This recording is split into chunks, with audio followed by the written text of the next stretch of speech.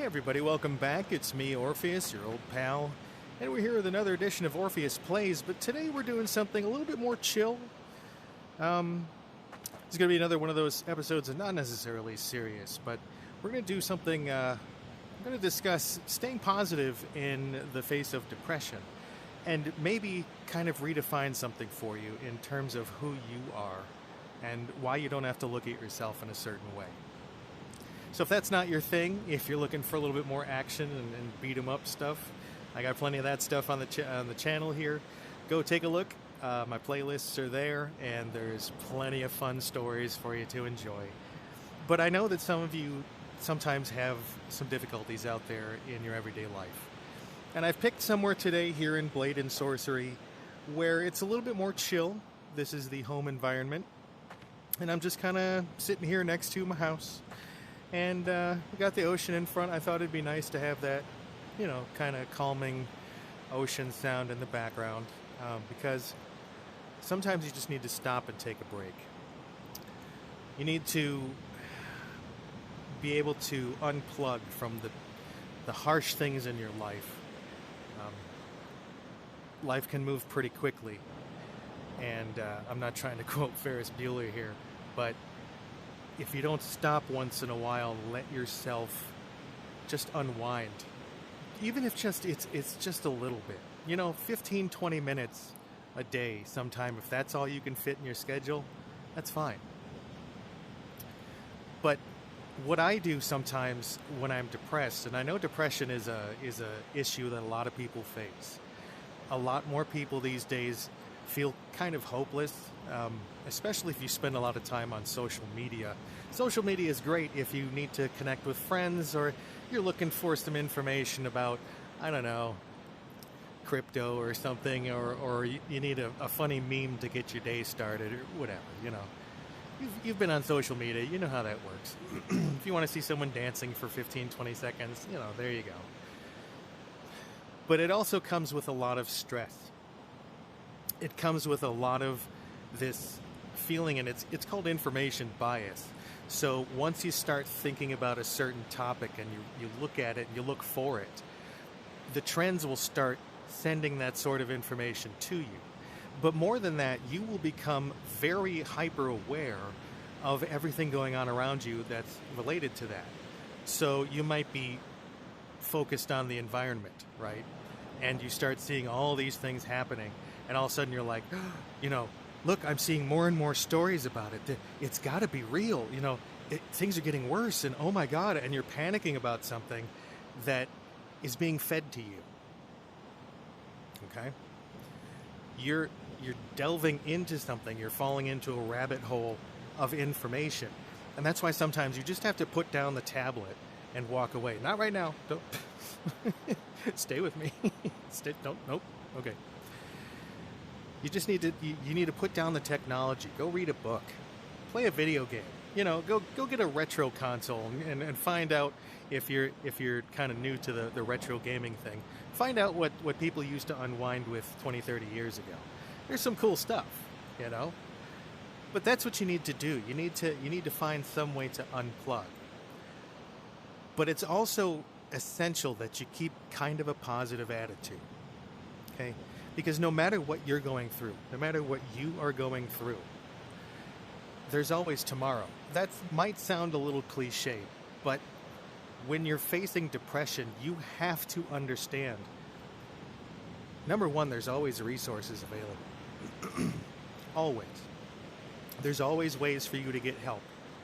There's always people out there that want to talk, or in the very least want to listen, because you can go out with friends, you can chat online, and you can message each other, but if you're not talking about what's really going on in your life, if you don't actually tell someone you're depressed, and not through some cryptic message on social media where you put a frowny face emoji or a crying one, and that's all you do, and you hope that someone will answer that you can open up to. Don't do that. We've all probably done that at some point. You just kind of go, bad day happening, and then you hit send, and that's what your friends get to see for the day. Most of the time they won't respond because they do the same thing. And they're like, oh, they're going through something. But no one wants to talk. So find someone. There are free resources in your town right now. Google it. Look up therapists near me. Someone else asked that in another video. It is very much worth it to get things off your chest. But staying positive is really one of the most important things that you can do. And if it means just distracting yourself for a little while, do it. If you've got a hobby you want to get into, it doesn't cost a ton of money, go get a drone. Go fly some drones around. If you used to do reading a lot when you were a kid, do some reading. Play D&D. My wife and I play D&D. I've been playing that since the early 80s. Oh my God. Oh geez, I'm old. Anyway. But it's still a thing today. D&D is great. Find some local groups. But the thing is, when you choose something like that, you get to look forward to it. And some of us do that subconsciously. We order a lot of things online. I do this myself. You order something and you keep ordering things over the days because it's always something that you want to look forward to. Oh, that thing I wanted is coming in a couple days. Oh, that thing I really wanted is coming in a few days. Okay? That can hit you financially. Pick up something that's simple and inexpensive. D&D doesn't cost you really a lot of money. You don't need to get all the books and everything. Just pick up the starter pack. That's like $25 or something. Again, the concept is you want to be able to do something and look forward to the future. And I know that's really hard. You're probably thinking to yourself, but Orpheus, I sometimes get so bogged down in everything that nothing seems to matter. Nothing seems to impact me or make me feel better. Well, here's where the next part of this comes in. Because it can be difficult sometimes. You have all these symptoms and all these things going on in your life, and maybe you've been diagnosed with a condition, right? So for a lot of you, that might be depression or bipolar, but that does not mean that you are defined by that condition. You are not defined by whatever condition you have. In other words, you don't always have to refer to yourself as someone who suffers from depression or bipolar or whatever you have. You don't have to always be that person who's the depressed one. You don't have to take on that role in your everyday life. You don't have to think to yourself, well, I'm bipolar, so this is going to be harder than it is for other people. Maybe you want to keep that in your mind, and it helps to motivate you, but you don't want to make that the focus of what's going on.